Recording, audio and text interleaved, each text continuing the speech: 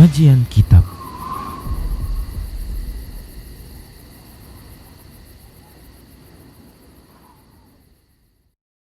Bismillah, assalamualaikum warahmatullahi wabarakatuh. Innal hamdalillah nahmaduhu wa nasta'inuhu wa nastaghfiruh wa na'udzu billahi min syururi anfusina wa min sayyiati a'malina. May yahdihillahu fala mudilla lahu wa may yudlilhu fala hadiyalah.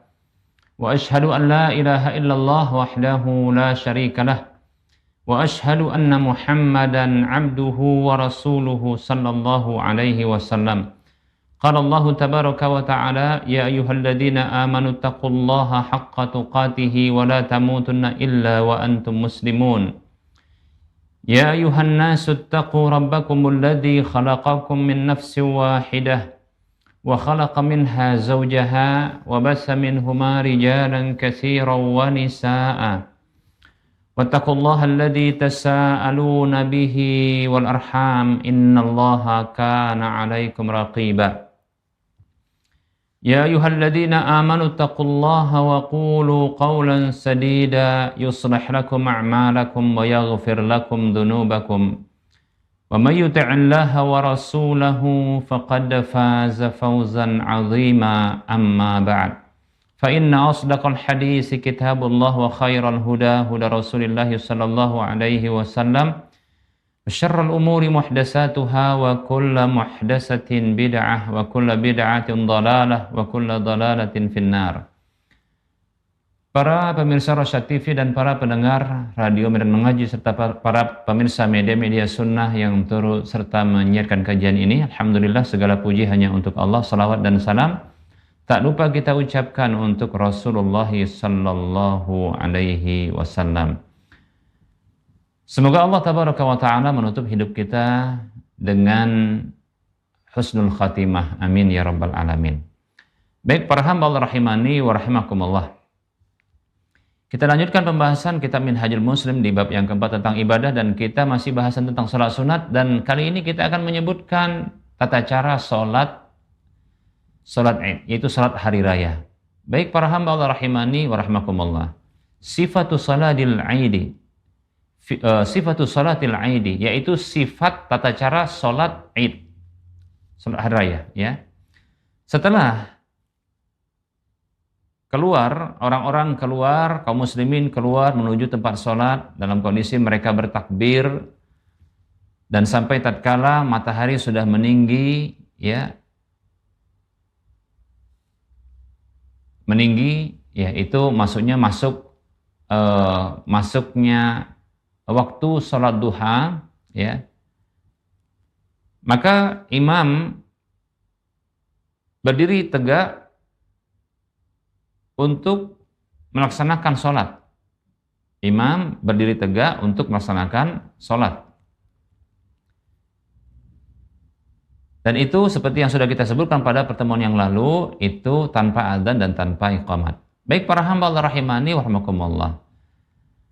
Salat yang diberlakukan dari salat Id tersebut adalah 2 rakaat. Ya, ini berdasarkan hadis Umar radhiyallahu anhu. Beliau mengatakan, salatus safari rak'atani wa salatul adha rak'atani wa salatul fitri rak'atani tamamun ghairu qasrin ala lisani nabiyikum sallallahu alaihi wasallam. Hadis ini hadis yang dikeluarkan oleh Imam An-Nasai, Imam Ahmad. Hadisnya sahih, ya. Umar radhiyallahu anhu mengatakan salat dalam kondisi safar itu 2 rakaat. Maksudnya salat yang berjumlah 4 seperti zuhur, asar, isya itu cuma 2 rakaat, ya. Itu salat dalam kondisi safar. Kemudian salat Idul Adha itu 2 rakaat. Salat Idul Fitri 2 rakaat. Itu sempurna tanpa dikosor menurut lisan Nabi kalian sallallahu alaihi wasallam. Demikian. Baik para hamba Allah rahimani wa rahimakumullah. Nah, berikutnya, ya, adalah memulai. Nah, ini sebenarnya adalah tata caranya. Kalau tadi itu kan pendahuluan, ya, kita katakan. Yang pertama adalah memulai rakaat yang pertama dengan takbiratul ihram seperti salat yang biasa, karena memang salat ini harus dan wajib adanya takbiratul ihram. Demikian, yaitu ucapan Allahu Akbar di awal mula salat. Itu namanya takbiratul ihram. Dan ini para hamba Allah rahimani wa rahimakumullah, hukumnya adalah rukun. Rukun yang kalau tidak dikerjakan maka tidak sah salat tersebut. Kemudian dianjurkan memang untuk mengangkat tangan ketika bersamaan atau sebelum atau setelah ya dari takbiratul ihram tersebut. Ya. Ini sebagaimana yang sudah kita bahas dalam pembahasan salat ya pada pertemuan-pertemuan sebelum ini, ya.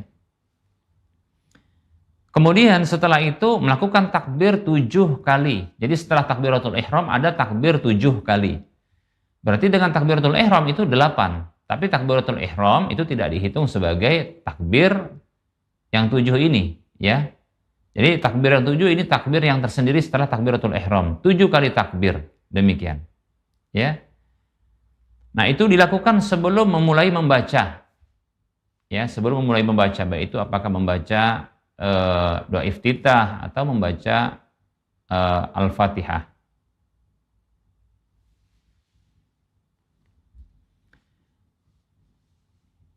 Baik para hamba Allah rahimani rahimakumullah, perlu diketahui ya, tidak ada dalil yang sahih dari Nabi Shallallahu alaihi wasallam ketika takbir yang 7 ini ada riwayat di mana Nabi mengangkat tangan. Itu tidak ada dalil yang sahih. Jadi tidak ada hadis yang sahih tentang masalah tersebut.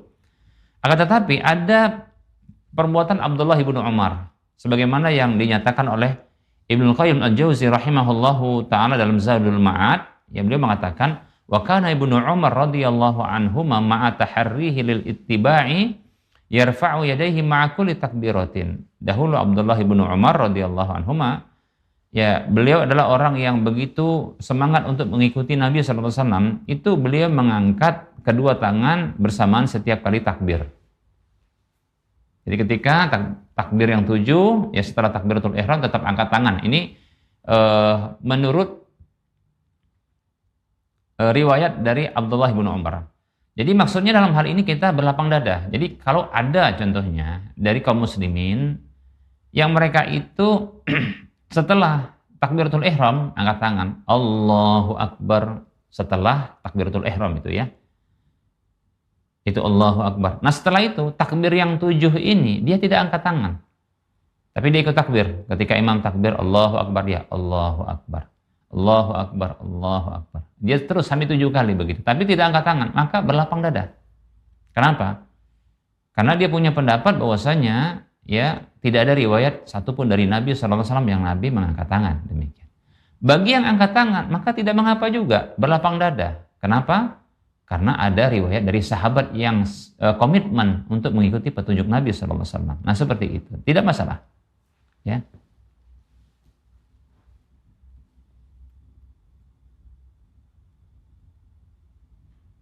Jadi jangan dipertentangkan para hamba Allah rahimani wa rahimakumullah. Berikutnya, ya.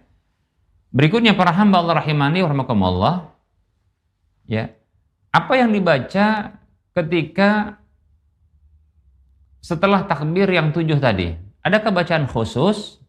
Nah, perlu diketahui bahwasanya tidak ada satupun hadis yang sahih dari Nabi Shallallahu alaihi wasallam yang menyebutkan tentang zikir khusus tertentu ya setelah takbir.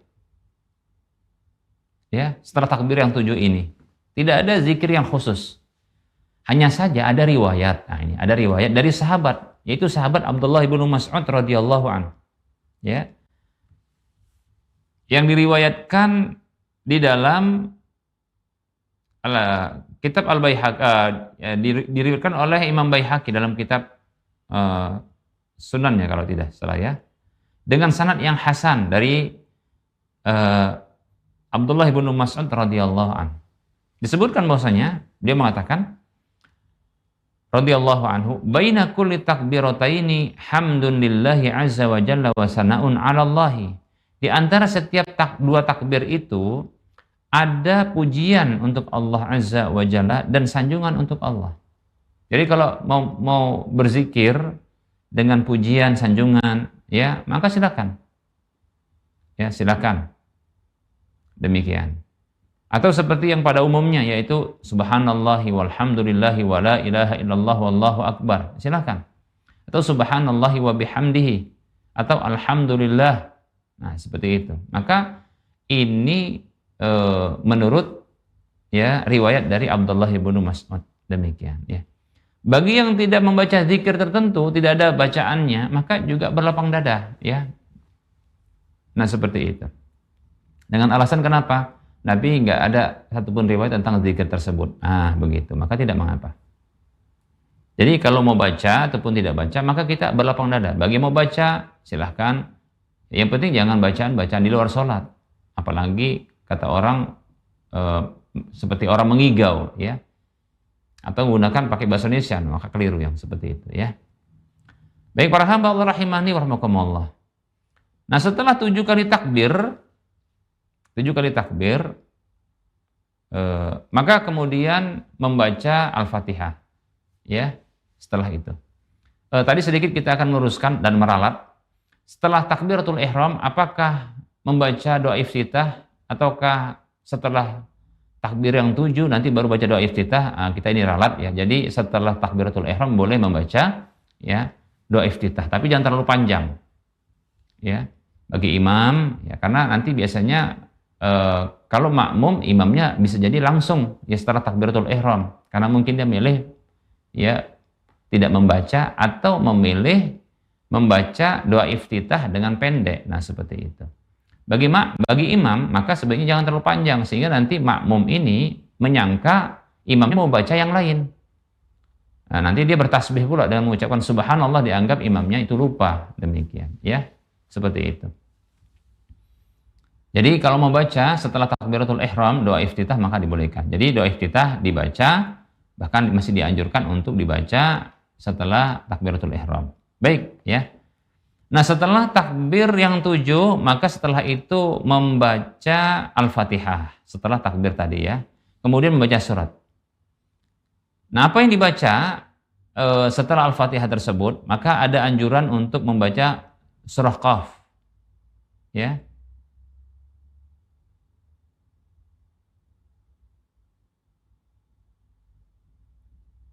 Itu di rakaat yang pertama. Kemudian di rakaat kedua dianjurkan untuk membaca surah Al-Qamar. Demikian, ya. Sebagaimana yang sahih dari Nabi Shallallahu Alaihi Wasallam yang diriwayatkan oleh Imam Muslim, An-Nasai dan Tirmidzi serta Ibnu Majah. Baik. Nah, kemudian para hamba Allah rahimani rahimakumullah, boleh juga untuk memilih membaca di rakaat pertama setelah Al-Fatihah itu adalah baca A'la, surah Al-A'la itu Sabbihisma rabbikal a'la. Kemudian di rakaat kedua adalah surah Al-Ghasyiyah sebagaimana dalam hadis yang diriwayatkan oleh Imam Muslim dan yang lainnya. Baik para hamba Allah rahimani wa rahimakumullah. Nah, itu terkait dengan bacaan. Nah, kemudian setelah itu menyelesaikan sholat seperti biasa. Setelah membaca maka silahkan setelah membaca Al-Fatihah, membaca surat, maka silahkan takbir untuk ruku, kemudian diiringi setelah itu i'tidal, kemudian sujud, duduk antara dua sujud, kemudian sujud lagi, kemudian bangkit menuju rakaat yang kedua. Demikian, ya.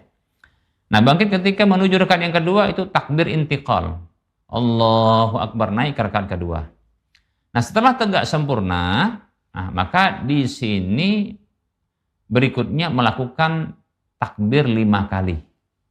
Ya. Jadi di rakaat kedua takbirnya 5 kali. Di rakaat pertama takbirnya 7 kali. Dan ini dipisahkan dengan takbir, kalau di rakaat pertama dipisahkan dengan takbiratul ihram. Kalau di rakaat kedua dipisahkan dengan takbir intiqal. Jadi takbir intiqal tidak termasuk yang 5 ini. Nah, seperti itu. Baik ya.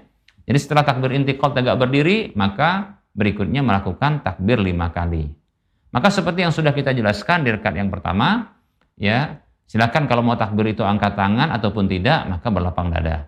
Atau silakan kalau mau membaca di antara takbir-takbir setelah takbir tersebut dengan zikir-zikir, maka silakan. Tapi ingat, ya, jangan sampai ada meyakini ada zikir tertentu dari Nabi. Ya, karena tidak ada riwayat seperti itu, ya, tidak ada yang sahih dari Nabi sallallahu alaihi wasallam. Nah, setelah takbir yang 5 kali, maka setelah itu membaca surah Al-Fatihah dan membaca ya surat yang lainnya. Seperti yang sudah kita bahas, silakan memilih ya. Kalau di rakaat pertama tadi membaca surah Qaf, maka di rakaat kedua membaca surah Al-Qamar. Kalau di rakaat pertama membaca surah Al-A'la, maka silakan di rakaat kedua membaca surah Al-Ghasyiyah. Demikian. Ya. Nah, seperti itu para hamba Allah rahimani wa rahimakumullah. Nah, kemudian setelah selesai maka lakukan seperti tata cara salat yang biasa sampai salam. Nah, ini adalah pendapat mayoritas para ulama dari kalangan sahabat ya dan orang-orang setelah mereka tentang tata cara salat Id. Demikian, ya. Ini berdasarkan hadis dari Ibunda Aisyah radhiyallahu anha, beliau mengatakan, "Anna Rasulullah sallallahu alaihi wasallam kana yukabbiru fil fitri wal adha fil ula sab'a takbirat wa fis saniyati khamsan siwa takbiratai ar-ruku'." Ibunda Aisyah radhiyallahu anha mengatakan dahulu Rasulullah SAW itu takbir di salat Idul Fitri dan Idul Adha di rakaat yang pertama 7 kali takbir dan yang di rakaat kedua 5 kali takbir selain dari 2 takbir ruku. Maksudnya takbir untuk bergerak ruku ya. Jadi berbeda dengan takbir intikal. Jelas seperti itu. Begitu juga ini riwayatnya dikeluarkan oleh Imam Abu Daud, Ibnu Majah dan Imam Ahmad. Kemudian ada riwayat dari Amr ibnu Syu'aib dari ayahnya Syu'aib dari kakeknya Abu Syu'aib radhiyallahu anhu, beliau mengatakan kabbara Rasulullah sallallahu alaihi wasallam al-aida sab'an fil ula summa qara'a summa kabbara faraka'u summa sajada summa qama fakabbara khamsan summa qara'a summa kabbara faraka'a summa sajada. Bahwasanya Rasulullah SAW itu takbir dalam salat Id itu 7 kali takbir di rakaat pertama. Ya, itu maksudnya selain dari takbiratul ihram ya. Kemudian beliau membaca, kemudian beliau takbir, kemudian mereka pun ruku ya. Kemudian beliau sujud, kemudian berdiri tegak. Kemudian takbir 5 kali takbir, kemudian membaca, kemudian takbir lalu ruku, kemudian sujud. Demikian. Hadisnya riwayat Abu Daud dan Ibnu Majah. Baik para hamba Allah rahimani wa rahimakumullah. Nah, ini terkait dengan tata cara salat Id. Demikian para hamba Allah rahimani wa rahimakumullah. Adapun insyaallah ta'ala pada pertemuan yang akan datang kita akan membahas ya terkait dengan khutbah setelah sholat. Namun pada pertemuan yang akan datang ya masih membahas tentang tata cara sholat Id insyaallah ta'ala ya, di waktu pertemuan yang akan datang. Nah, ini kita buka sesi soal jawab saja ya. Barangkali bisa dinaikkan pertanyaan yang sudah masuk.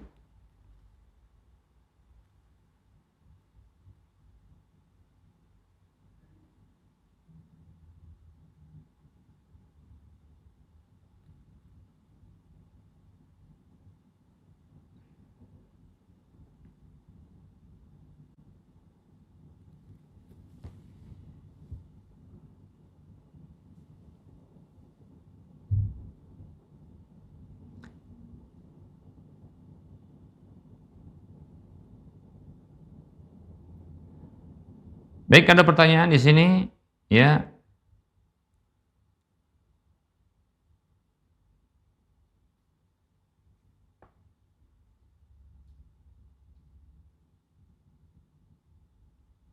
Ada pertanyaan, Assalamualaikum, ingin bertanya, anak ikut suami tinggal di rumah milik mertua, sedangkan ayah mertua sudah 60 tahun tinggal sendiri di samping rumah yang anak tempati. Tapi beliau ambil makan ke rumah yang anak tempati. Kemudian ada kakak ipar dan keluarganya tinggal di belakang rumah kami. Tapi hubungan kami tidak baik.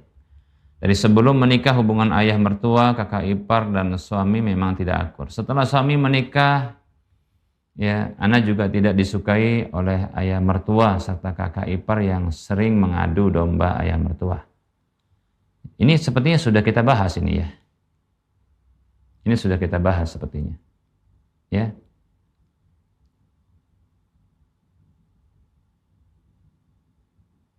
Bisa mungkin yang lain ya. Ini sudah pernah saya bahas ini sepertinya.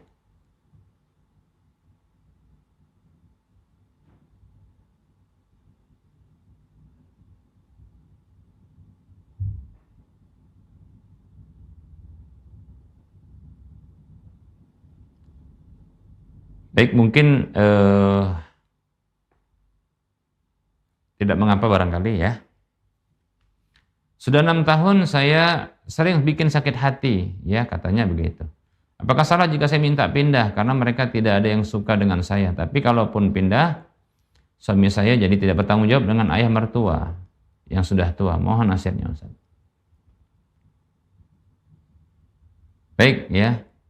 Nah, kalau seperti ini para hamba Allah rahimani wa rahmakumullah, ya kita sarankan kepada wanita ini kalau bisa ya pertama sekali membantu sang suami untuk berbakti, itu yang penting ya.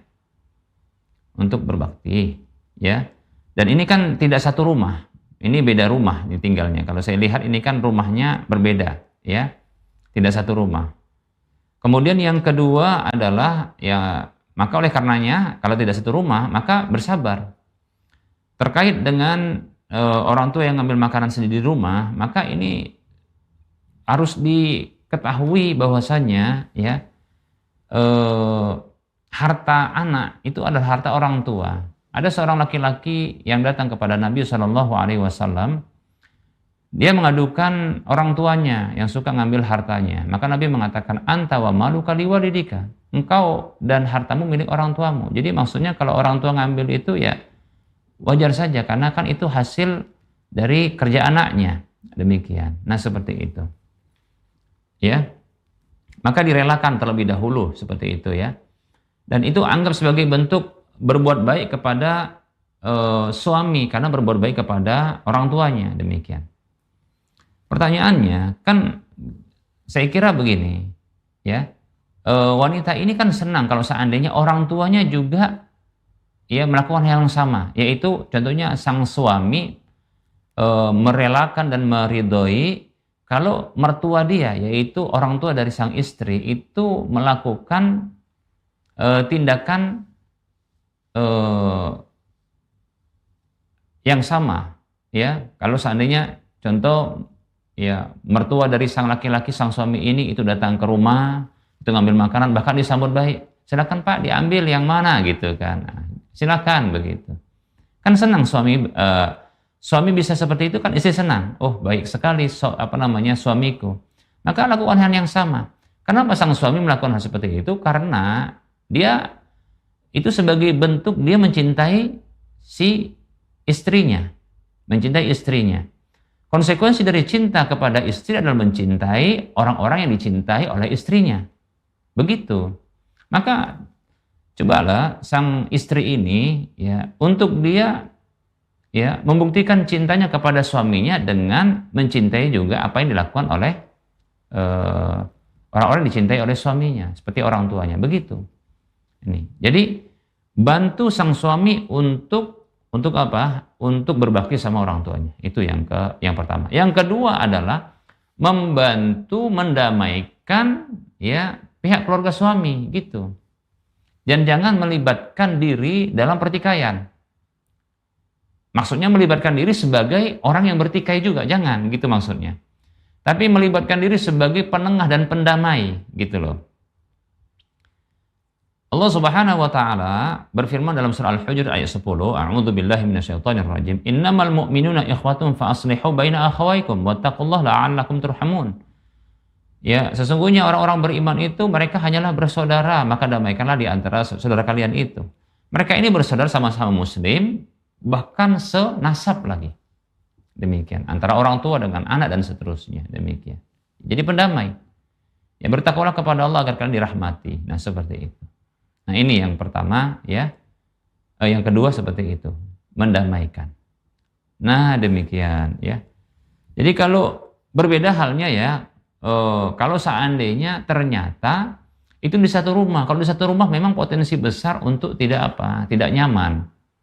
Di mana mungkin barangkali aturan-aturan itu tidak bisa diberlakukan. Karena biasanya memang kalau perempuan itu punya wilayah kekuasaan sendiri di rumahnya, kan begitu. Maka dia tidak ingin diatur. Tapi berbeda halnya bila ternyata beda rumah, begitu. Ya, demikian. Baik, pertanyaan berikutnya, ya, ini semoga Allah Subhanahu Wa Taala jadikan pasangan-pasangan hidup kita pasangan yang soleh dan solehah, begitu ya. Kemudian memiliki ketakwaan, membantu kita untuk bisa Rabbal Alamin. Kemudian pertanyaan kedua, Ustaz, apakah saat kita masbuk dan kita mendapati imam sedang ruku, apakah kita harus ikut ruku sambil berjalan ke shaf salat?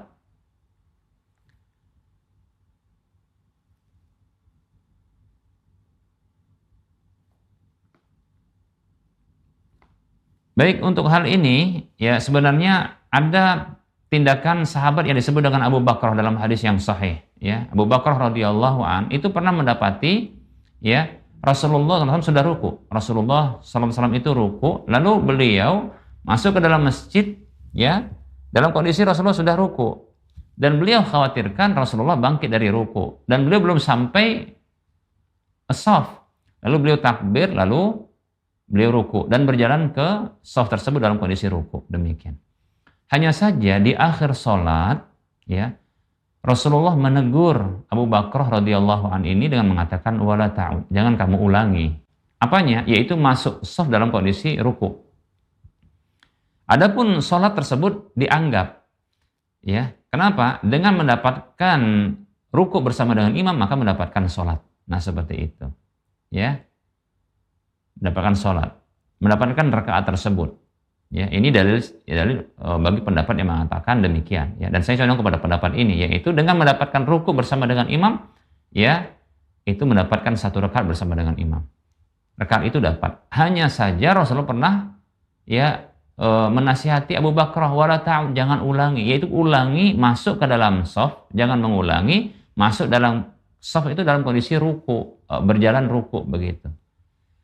Jadi maksudnya adalah berjalan santai, ya, karena memang diajar kata Nabi, ya, alaikum bisakinah, ya, hendaklah kalian itu tenang ketika datangi salat tersebut, ya.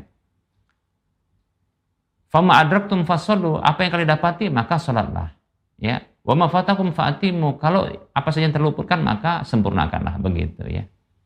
Yang jelas sebaiknya tidak dilakukan yang seperti ini, yaitu masuk ke dalam shaf dalam kondisi berjalan ruku, karena sudah dinasihati, ya, Abu Bakar untuk tidak mengulangi. Demikian, ya. Wallahu ta'ala a'lam.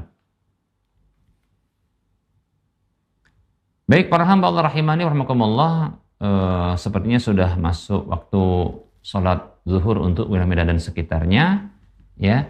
Kita cukupkan saja dulu, ya, kajian kita ini. Tentunya dalam penyampaian ini banyak kekurangan dan kesalahan, ya. Maka kepada Allah saya mohon ampun, dan kepada para pendengar dan para pemirsa sekalian saya mohon maaf. Sebelum kita mengakhiri perjumpaan, seperti biasa kita memberikan motivasi untuk berdonasi, ya, yaitu merampungkan pembangunan Masjid Al-Muwahhidin yang saat ini alhamdulillah sudah digunakan, dimanfaatkan untuk salat berjamaah 5 waktu, demikian pula bahkan salat hari raya sudah, ya, alhamdulillah. Salat Jumat juga sudah. Bahkan kajian-kajian alhamdulillah semakin ramai, ya, alhamdulillah, ya. Oleh karenanya mungkin silahkan, ya, bagi yang ingin mendapatkan pahala satu rumah di surga, kemudian pahala minimalnya 700 kali lipatnya, dan pahala tentang manfaat dari masjid yang sudah dimanfaatkan, sudah digunakan ini, ya, yang ingin akan terus mengalir insyaallah taala, maka silahkan, ya, transfer ke nomor rekening Bank Syariah Indonesia di nomor 71274855555 atas nama Yayasan Lajnah Dakwah Medan kode Bank 451. Semoga termotivasi dan semoga bermanfaat. Mohon maaf atas segala kekurangan. Kita ketemu lagi di lain kesempatan. Wassallallahu ala Muhammad wa ala alihi wa ashabihi ajma'in. Subhanakallahumma wa bihamdika asyhadu an la ilaha illa anta astaghfiruka wa atubu ilaika walhamdulillahi rabbil alamin. Wassalamualaikum warahmatullahi wabarakatuh.